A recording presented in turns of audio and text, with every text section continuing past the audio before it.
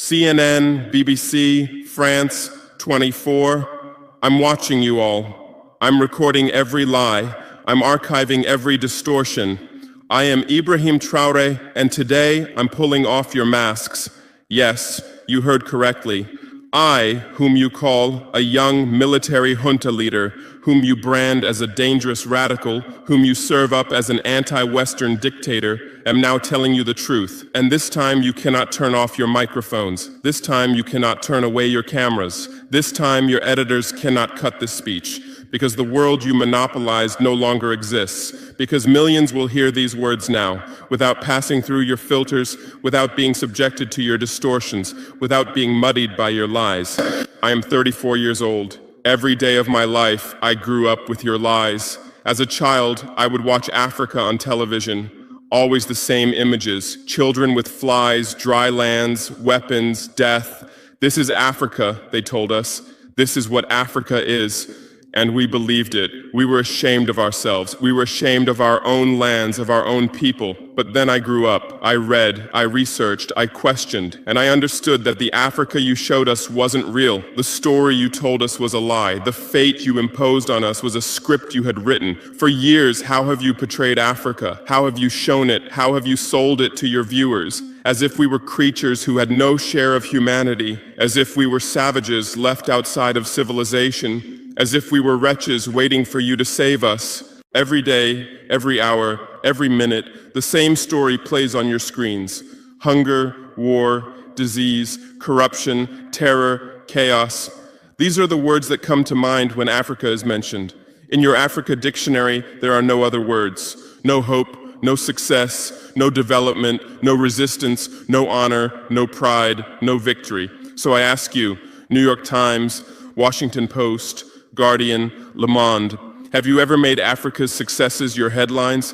How many times have you written about Rwanda's technology miracle? How many times have you shown Ethiopia's reforestation project? How many times have you praised Botswana's democratic success? How many times have you described Kenya's entrepreneurial ecosystem? No, because these don't fit your scenario. Your Africa cannot be successful. It cannot, because then how will you legitimize your exploitation? If it's not in need of help, how will you intervene? If it's not backward, how will you look down on it? Have you ever asked yourselves, has any editor sitting at their desk, any news director in a meeting, any columnist at their keyboard ever thought, why are the people of the world's richest lands poor? Here are the numbers for you, real numbers. Africa owns 70% of the world's cobalt reserves. Your cell phone, your computer, your electric car won't work without cobalt. This cobalt comes from Congo, but Congolese can't afford cell phones. Africa owns 90% of the world's platinum reserves. Catalytic converters, electronic devices, medical implants, they all need platinum. This platinum comes from South Africa, but South Africans are crushed by unemployment. Africa provides 30% of the world's gold production. Mali, Burkina Faso, Ghana, Tanzania. Gold flows like rivers from our lands, but our people swim in poverty. Africa supplies 65% of the world's diamond production. Botswana, Angola, Congo, Sierra Leone, billions of dollars worth of diamonds are extracted, but our miners live on $1 a day. Africa owns 35% of the world's uranium reserves. Niger, Namibia, South Africa. Nuclear plants run on our uranium. Paris lights burn with our uranium. But our villages have no electricity. And you still ask, why is Africa poor? No, the right question is, how was Africa kept poor while being so rich? Here's your answer. Colonialism didn't end. It changed shape. You used to come and occupy our lands. Now you come and establish companies. You used to take by force. Now you make agreements. You used to rule with the whip. Now you rule with credit. Let me give you concrete examples. With numbers, names, dates, but you'll never write about these. Glencore, Swiss-based mining giant, extracting cobalt in Congo. 2022 revenue, $256 billion, a tax paid to Congo, $500 million, that's 0.2%. Is this justice? Rio Tinto, British-Australian mining giant, extracting bauxite in Guinea, 20 million tons annually. What's left for Guinea? Environmental pollution and cancer. Total, now Total Energies, French oil giant, extracting oil in Angola, Nigeria, Congo. 2022, profit, $36 billion investment in Africa, dirty pipelines, Anglo-American, founded in South Africa but now in London. Diamonds, platinum, iron, taking everything. What it left in South Africa, 6 million unemployed miners. And these are just the tip of the iceberg. What about the invisible, the secret deals, the offshore accounts, the transfer pricing tricks? Every year, $88 billion in illegal money flows out of Africa. Who writes about this? Every year, $45 billion in aid comes to Africa. Everyone writes about this, but no one says Africa is not the continent receiving aid, it's the continent giving aid. While you zoom your cameras on swollen bellies, there is a huge system working silently in the background. Every day, tons of gold, diamonds, cobalt, uranium, oil leave our land. But how? Here is the system. Step 1, create corruption, bribe our leaders, open offshore accounts, promise them a life of luxury, send their children to your schools. Step 2, make deals, get 50-year, 99-year concessions, ask for tax exemptions, be exempt from environmental rules, ignore labor rights. Step 3, control the infrastructure. Take over ports, airports, railways, but only from the mine to the harbor. Don't build roads to the villages. Don't bring electricity to schools. Step 4, provide security. Set up private security companies. Arm them. Declare protesting. Step 5, silence the media. Buy local journalists. Suppress opposing voices. Serve internal unrest news to international media. And this is how the system works. It's been working like this for 100 years, and you don't see this system. You don't want to see it, because you're part of this system too. Who are the biggest advertisers of New York Times, CNN, BBC, oil companies, mining companies, arms companies, pharmaceutical cartels, the companies that exploit Africa? You live on their money, you defend their interests, and what I'm about to tell you might cost me my life, but it's no longer time to be silent. France's system in Africa is the CFA franc. 14 African countries still use French colonial currency. 50% of these countries' central bank reserves sit in the French treasury. France applies negative interest to this money, so we pay France to use our own money. Through this system, France transfers $500 billion worth of resources from Africa every year. Does anyone write about this? No. But when France gives Africa 10 billion euros in aid, it makes headlines. Britain's system is more sophisticated. London is the world's money laundering center. City of London, offshore paradise. Every penny stolen from Africa passes through London. Jersey, Guernsey, Cayman Islands, Virgin Islands, all under British control. Africa's wealth hides there. America's system is AFRICOM, Africa Command, 46 military bases on the continent. Official purpose, security. Real purpose, resource control. Drones in our airspace every day, listening devices everywhere. They say fighting terrorism, but it's not terrorists, it's people's leaders who are targeted. China is the new player, says win-win, builds infrastructure, gives credit, but in exchange for what? 99-year port concessions, mining rights, agricultural lands, debt trap diplomacy, ask Sri Lanka, ask Zambia, and you write about none of this. Why? Because you're not free press, you're corporate press, your bosses are billionaires. Jeff Bezos bought Washington Post. Why? For love of journalism? Rupert Murdoch's media empire, Fox News, Wall Street Journal, The Sun, The Times, all from the same hand, all giving the same message. West is good, others are bad. Carlos Slim is the largest shareholder of New York Times, Mexican billionaire. Where's his wealth from? Monopolized telecommunications, got rich off Latin America's back, now controls America's most respected newspaper. And you claim to do independent journalism? Who are your editors? Which schools did they graduate from? Harvard, Yale, Oxford, Cambridge? Always the same elite schools, always the same worldview, always the same prejudices.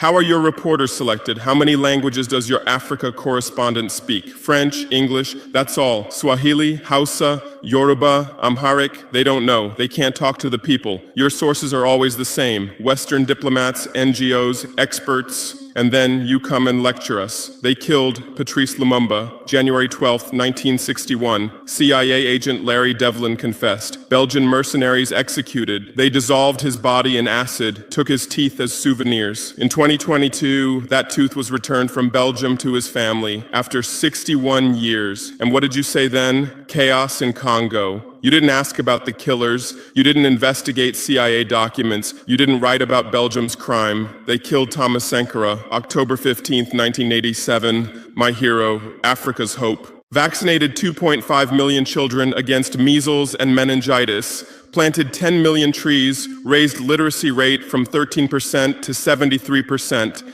gave equal rights to women, banned FGM, ended corruption, sold Mercedes cars, used Renault 5, rejected IMF and World Bank. And most importantly, he said, we will not pay Africa's debts. We didn't make those debts. The puppets before us made them on behalf of colonizers. That's when he had to be killed, and they killed him. Who killed him? His best friend, Blaise Compaoré. With whose support? France. Want proof?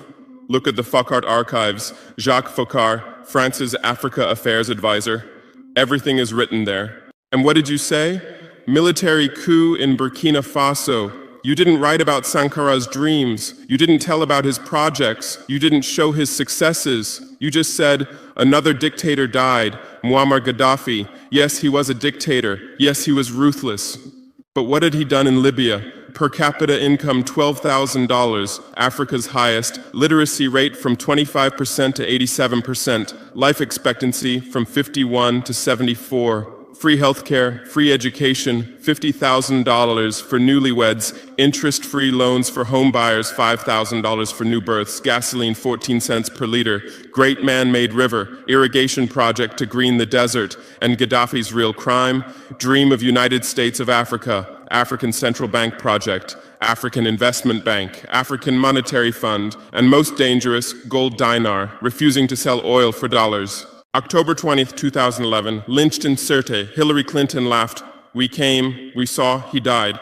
Now look at Libya. 3 different governments, endless civil war, ISIS, Al-Qaeda running wild slave markets exist. Even CNN showed in 2017, oil being looted, weapons depots emptied, spread across Sahel. Do you call this democracy? Do you call this freedom? Do you call this success? And whose turn is it now? The Sahel, Mali, Niger, Burkina Faso. You want to make us Libya too. You want to make us Syria. You want to make us Iraq. But not this time, because we've awakened, because we've learned, because we've united. Operation Barkhane, France's Sahel Adventure, 2013-2022. Official purpose, fighting terrorism. Real purpose, resource control, 5 through 100 French soldiers. €1 billion annual budget. What's the result? 2013, 500 terrorists in Mali. 2022, 5,000 plus terrorists in Sahel. Tenfold increase. What kind of success is this? But what were French soldiers doing? Protecting Niger's uranium mines for Areva, Orano, securing oil pipelines for Total, controlling ports and railways for Bolloré, and fighting terrorism? No, the opposite. Terrorists couldn't come within 50 kilometers of French soldiers, but they could easily burn our villages. Why? Because chaos served their purposes. If there's chaos, they could stay for security reasons. MINUSMA, UN peacekeeping force. In Mali, 15,000 soldiers, 1.2 billion annual budget, 10 years, result, 300 plus. UN soldiers died, thousands of civilians died. Terror didn't decrease, it increased. And now you say Wagner is dangerous. Russians are taking over Africa. Wagner came.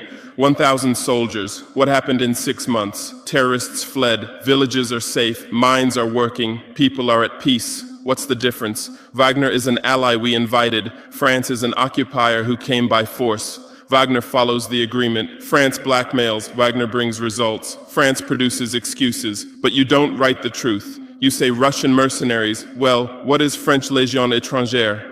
Aren't they mercenaries? What is American Blackwater Academy? What is British G4S? What is Israeli Black Cube? They are security companies. Wagner is a threat. Why? Because Wagner isn't yours. And the terrorism issue, who created this terror? Who founded Al-Qaeda?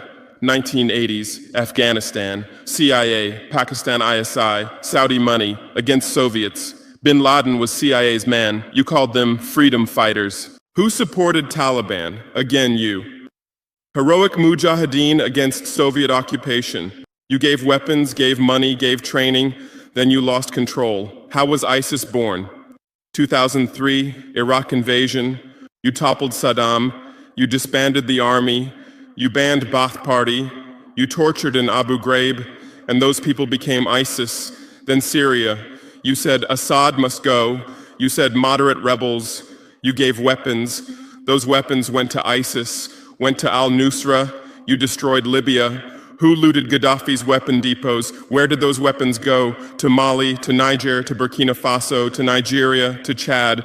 Who strengthened Boko Haram? In 2009, Nigerian police killed their leader Mohammed Yusuf. Extrajudicial execution. What did you say? Nothing. Where were your human rights organizations? Silent. Then revenge started. Boko Haram radicalized. But where did they find weapons? From Libya that you destroyed. And now you come to lecture us about fighting terrorism. You're helping us clean up the monsters you created? No, we've seen the game now. Terror is your Trojan horse. You come with the excuse of terror, you stay, you exploit. But it's over now. We'll provide our own security, we'll fight with our own methods, and we'll win. Because we are the children of this land. We know this land, we know these people. We can distinguish terrorist from villager. We don't fight from drones, from satellites, from 10,000 kilometers away like you. And we're winning. In Mali, in Niger, in Burkina Faso, terror is ending. Villages are safe. People are hopeful. Because now our own army, our own police are fighting, not for foreigners, but for the people. But you can't digest this. You say democratic backsliding. You say human rights violations. Which democracy? Which human rights? How many people are detained without trial in Guantanamo? What happened in Abu Ghraib? Who did you kill in Bagram? Who did you torture in CIA's black sites? Why is Julian Assange in prison for exposing your war crimes? Why did Chelsea Manning spend years in prison for leaking the truth? Why is Edward Snowden a fugitive for revealing you spy on everyone? And you lecture us about human rights.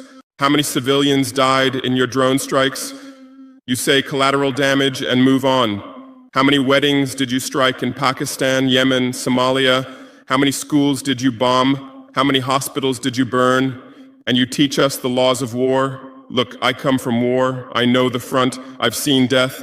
I've carried wounded soldiers. I've consoled mothers of martyrs. And I tell you, a real soldier protects his people. A real soldier doesn't harm civilians. A real soldier fights with honor. Your mercenaries, your drone pilots, your special forces, they're not soldiers, they're killers. They kill people by pressing buttons from 10,000 kilometers away, then go home and play with their children. We don't fight like that. We look our enemy in the face. We protect civilians. We fight with our honor. We die with our honor. And we'll win. Because the righteous win. Because those who fight with their people win. Because those who fight for their land win. Let's return to your media. I know how you work. I have friends who work within the system. There are journalists with conscience, but they stay silent. Why? Because the system silences them. Those who write the truth get fired. Investigative journalists are laid off due to budget cuts. Dissenting columnists are shown the door because reader interest has declined. And what replaces them? Experts from think tanks, NGOs, universities, all saying the same thing, all defending the same thesis. West is good, Africa is bad. So who are these experts? Where do they get their funding? National Endowment for Democracy, NED, American Democracy Exporter, CIA's legal arm, has fingers everywhere, funds opposition, directs media, creates civil society. Open Society Foundations, George Soros's organization, says open society, but open for whom? Open to what? Open to exploitation, open to intervention, open to manipulation. Ford Foundation, Rockefeller Foundation, Bill and Melinda Gates Foundation, all in Africa, doing aid. But what do they get in return? Control, data, influence. And your media is their trumpet. You headline, Gates is saving Africa. But you don't say, how many African children were paralyzed by Gates's vaccine trials? How many farmers committed suicide because of Monsanto seeds? You're masters at storytelling, but always the same story. White savior. Remember Live Aid? 1985.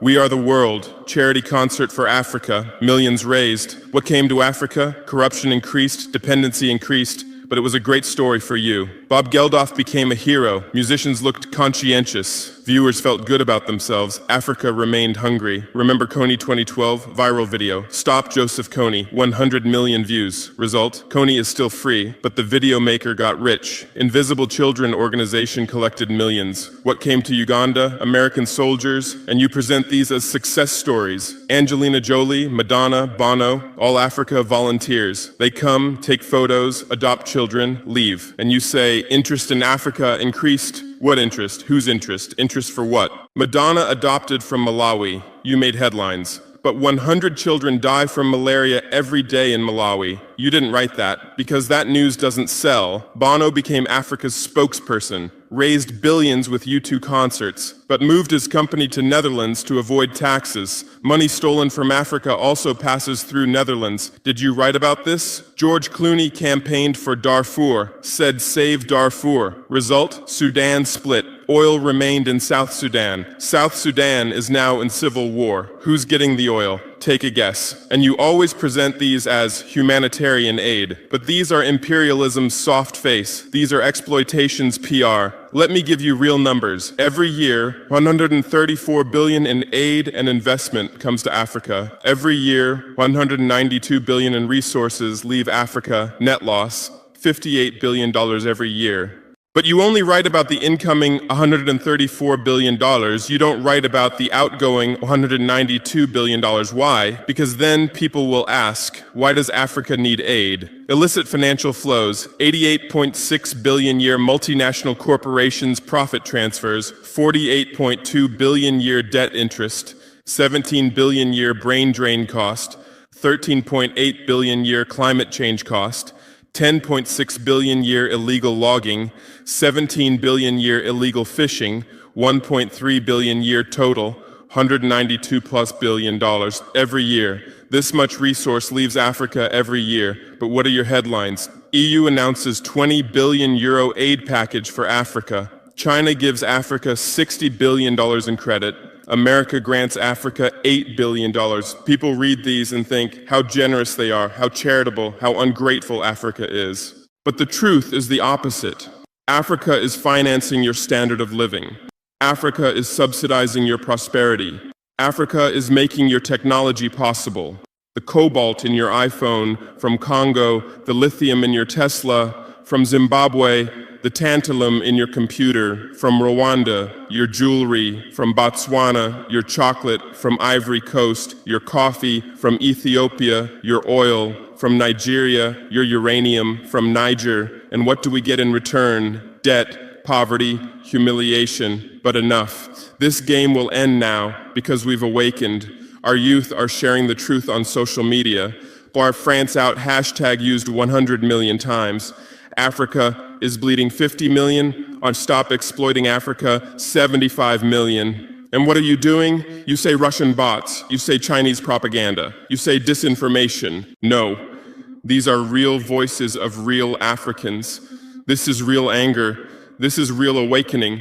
There are millions of youth on TikTok, videos celebrating French soldiers leaving, images applauding Wagner's arrival, content explaining the truth on Twitter, Instagram, Facebook, the same voice everywhere. Enough, and you're panicking because you're losing control. You're losing the narrative. You're losing the monopoly. You established fact-checking organizations. Africa Check, AFP Fact Check. Who funds these? Facebook, Google, Bill Gates, the same system again. What are you checking? Whose facts are you defending? We say France exploits $500 billion a year. You say false, only $440 billion.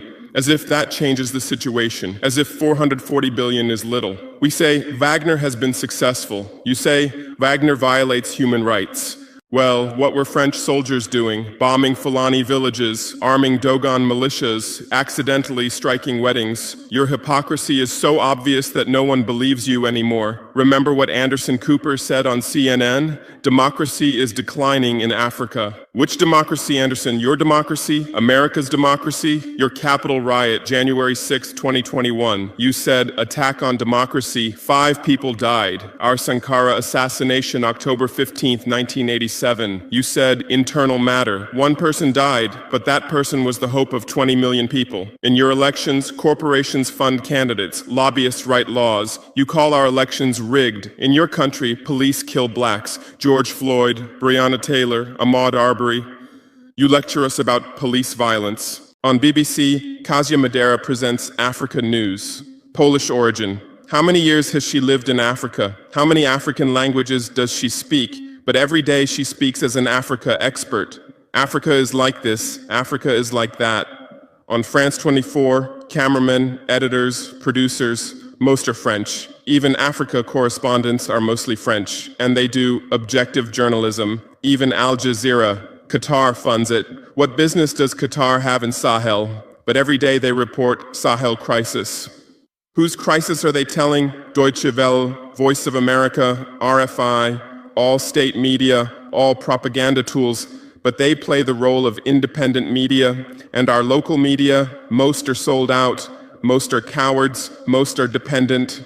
Le Pays newspaper in Burkina Faso, who's the editor? Where did he get his education? Where does he get his funding? Who are his advertisers? We know the answers, all tied to the same system, all serving the same master. But a new generation is coming. Bloggers, YouTubers, podcasters, they have no masters, they have no fears. James Coco, Natalie Yam, Kemi Seba, they have millions of followers. They tell the truth, they expose the system, and you label them as extremists. You try to shut down their Twitter, you restrict their YouTube, but in vain. Truth cannot be stopped. You close 1 channel, 10 open. You silence 1 voice, 1,000 rise. Here's my final message to you. Your lies are ending. Your empire is collapsing. Your monopoly is breaking. And what's replacing it? Truth, justice, freedom. Africa is no longer your story. Africa is writing its own story, filming with its own camera, telling in its own language. And in this story, you're not heroes, not saviors, not benefactors. In this story, you're the guilty ones, colonizers, liars, thieves, but you still have a chance. You can still change. You can still stand on the right side. There are journalists with conscience among you. I know. I recognize them. We talk. I call out to them.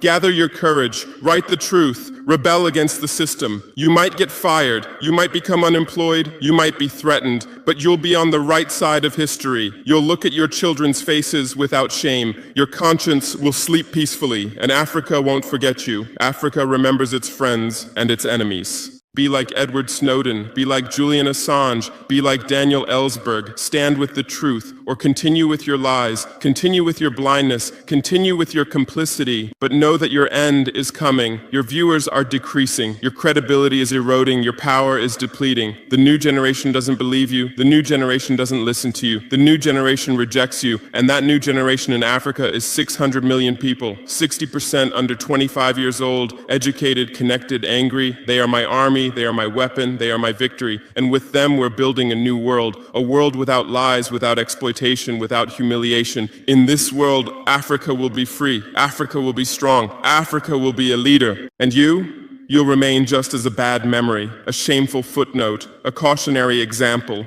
Future generations will read in history books. At the beginning of the 21st century, there were some media organizations. They lied, they served exploitation, then Africa awakened and they disappeared. That's your end. Inevitable, unchangeable, certain. I am Ibrahim Traoré, not Burkina Faso's leader, but its servant, not Africa's dictator, but its child, and not your nightmare, but your mirror. Look well at this mirror. See yourself, see your lies, your hypocrisy, your crimes, and prepare, because Judgment Day is coming. Africa is awakening. The world is changing. Justice is manifesting. And you'll just watch. You won't be able to do anything else. Because history is on the side of the people.